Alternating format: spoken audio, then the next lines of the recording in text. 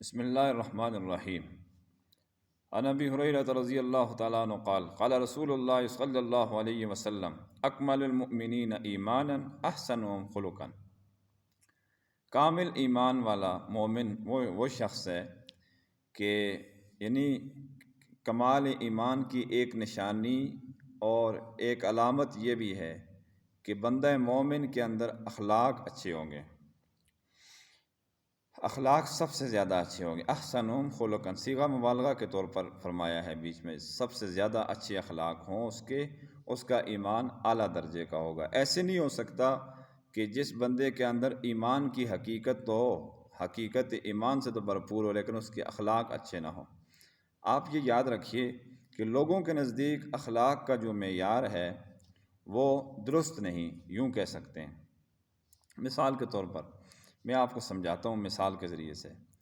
اگر اذان ہو، دل کے اندر داعیہ پیدا ہو کہ مسجد جاؤں، جماعت سے نماز پڑھوں، اللہ تعالیٰ راضی ہوں گے، یہ اللہ تعالیٰ کا حق ہے۔ نماز کی ادائیگی یعنی اللہ تعالیٰ کا ہم پر حق ہے۔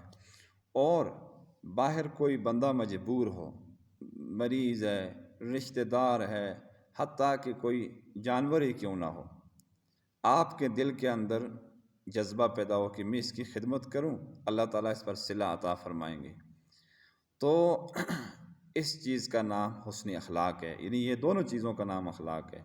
اللہ تعالیٰ کی حقوق کی ادائیگی بھی، کیونکہ وہ بھی تو ہمارا خالق و مالک ہے، اس کا کہا ماننا بھی تو ہمارے ذمہ ضروری ہے، اخلاق کا تقاضا ہے۔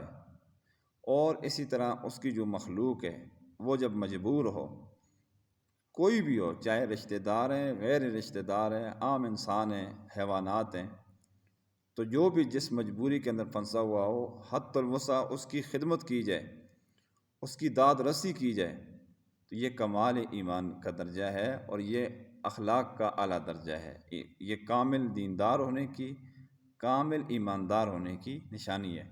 عام طور پر لوگوں کے اندر جو خدمت کرنے والے ہوتے ہیں زیادہ تر، وہ یہ دلیل دیتے ہیں کہ ہم لوگوں کی خدمت کرتے ہیں نا جی، یہ بھی شریعت کا حکم ہے، ہم نماز کیسے پڑھیں؟ تو بھائی ان کو لوگ اخلاق والا سمجھتے ہیں، ایسی بات نہیں ہے۔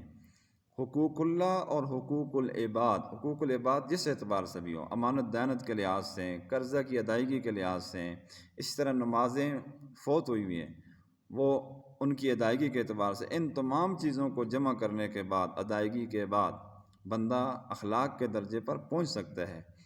خالی ایک طرف ہو کر، یا تو صرف مخلوق کے ساتھ ہنس کر بات کی جائے، اچھے طریقے سے پیش آیا جائے، لوگ اس کو اخلاق سمجھتے ہیں۔ اسی طرح نماز، کچھ لوگ جو ہے صرف نماز کی طرف، عبادت کی طرف ان کا دھیان ہوتا ہے، لیکن خلق خدا کی خدمت کا جذبہ نہیں ہوتا۔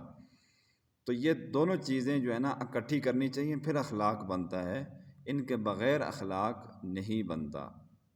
اسی طرح یہ جو اخلاق کا جو بہترین اور اعلیٰ درجہ ہے، اس کی بہت سارے فضائل ہیں۔ مثال کے طور پر ایک اور حدیث کے اندر یہ آتا ہے کہ اچھے اخلاق والے کو، جس کی بشارت اس حدیث میں دی گئی، اچھے اخلاق والے کو سارا دن روزہ رکھنے کا، ساری رات نماز پڑھنے کا اجر ملتا ہے۔ اور ایک حدیث میں آپ صلی اللہ علیہ وسلم نے یہ ارشاد فرمایا ہے کہ مجھے تم میں سے اس شخص سے زیادہ محبت ہے جس کے اخلاق اچھے ہیں۔ اسی طرح ایک حدیث کے اندر یہ آتا ہے کہ قیامت والے دن خلیق آدمی جو اخلاق والا ہوگا، اس کا اعمال نامہ سب سے زیادہ وزنی ہوگا۔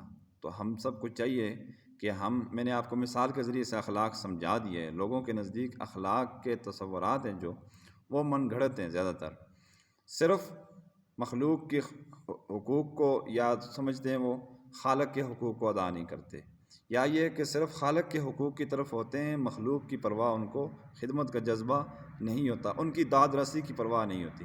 بھائی یہ دونوں چیزوں کو جمع کر کے ہمیں درس دیا جاتا ہے کہ ہم تب اخلاق والے بن سکتے ہیں۔ اللہ تبارک و تعالی ان احادیث مبارکہ کی روشنی میں ہمیں اپنا جائزہ لینے کی اور اپنا اخلاق اچھا کرنے کی توفیق عطا فرمائے۔